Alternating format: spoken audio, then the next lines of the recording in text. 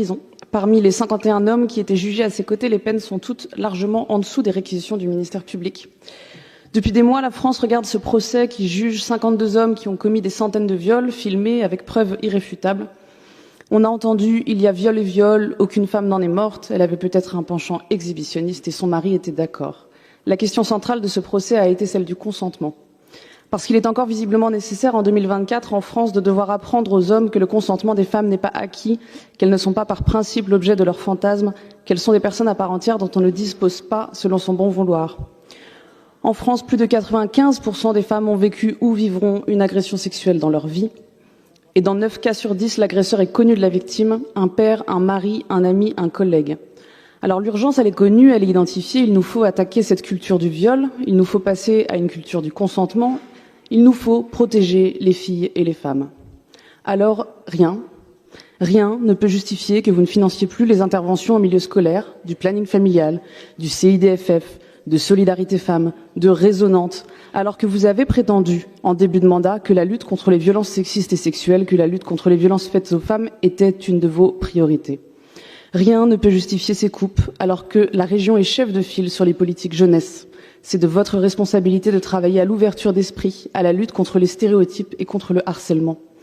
Vous supprimez les financements en CS7 à de nombreuses associations telles SOS Inceste et Violences Sexuelles.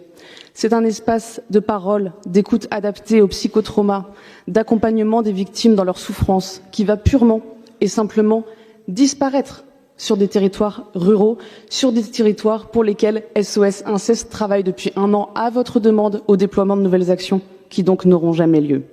C'est autant de jeunes victimes d'inceste qui ne seront pas aidées.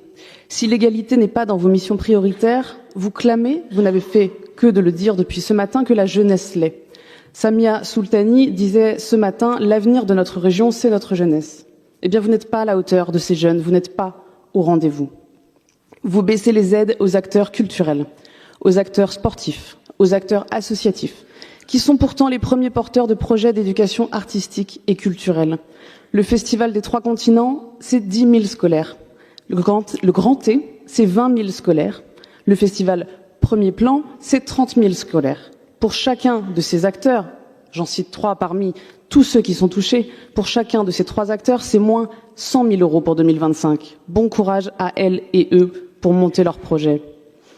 Ce matin, Philippe Henry a dit dans cet hémicycle que nous mentions, que les coupes de la région n'allaient pas menacer les actions et les emplois, qu'il faut désormais responsabiliser ceux qui sont destinataires de l'argent public. Je ne fais que de vous citer. Constance Nebula nous invitait, elle, à lever les tabous, à questionner un système essoufflé et à sortir du clientélisme électoral. C'est parce que l'action qu'il mène n'est pas assez efficace que vous décidez de retirer les subventions. Regardez dans les yeux les milliers de jeunes les plus éloignés de l'emploi, qui ne seront plus accompagnés. Dites-leur que cette subvention mission locale était du clientélisme.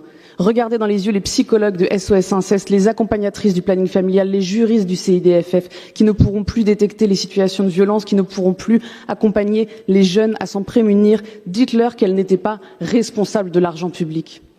Vous faites des choix en matière de jeunesse. Les distributions d'ordinateurs sans critères sociaux, c'est oui l'augmentation des financements aux lycées privés, c'est oui l'augmentation des financements aux écoles privées hors contrat, c'est oui la prévention des viols au lycée, c'est fini la santé mentale des jeunes, c'est fini. Vous faites des choix, nous n'aurions pas fait les mêmes, et c'est à ce titre, Madame la Présidente, que je ne voterai pas votre budget aujourd'hui. Je vais moi aussi finir avec une citation, puisqu'apparemment c'était de l'ordre pour cette CS3, adressée aux actrices et aux acteurs que vous fragilisez et que vous abandonnez. La lutte est sans fin, mais après tout, pourquoi pas? C'est bien la lutte. C'est donc Annie Ernaux. Ah, et puis une réponse à Sandra Impérial.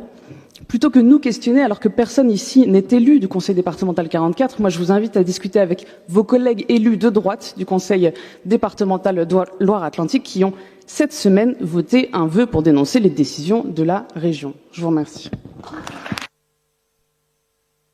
Merci, mais alors en un mot vu, vraiment, parce que autant moi je pointais un désintérêt, c'est vrai, Pauline Weiss, puisque vous abandonnez les acteurs, et donc c'est pas moi qui le dis, hein, c'est les acteurs qui sont vraiment en grande détresse, puisqu'il y a des territoires entiers sur lesquels il n'y aura plus d'accompagnement sur les questions de violences sexistes et sexuelles, sur les questions d'inceste, au moment où on en parle le plus, au moment où on en a le plus besoin, sur des territoires où les collectivités locales n'accompagnent pas ces acteurs, et donc la région était le seul à être à leur côté pour pouvoir permettre ces interventions. Je pense Par exemple, là sur SOS Inceste dans le Nord Vendée, eh bien en fait la région était la seule à accompagner cette initiative. Ça veut dire que sur ce territoire, il n'y aura pas d'accompagnement pour les femmes victimes de violences, ni pour leurs proches qui ont aussi parfois besoin d'aide pour pouvoir les accompagner au mieux.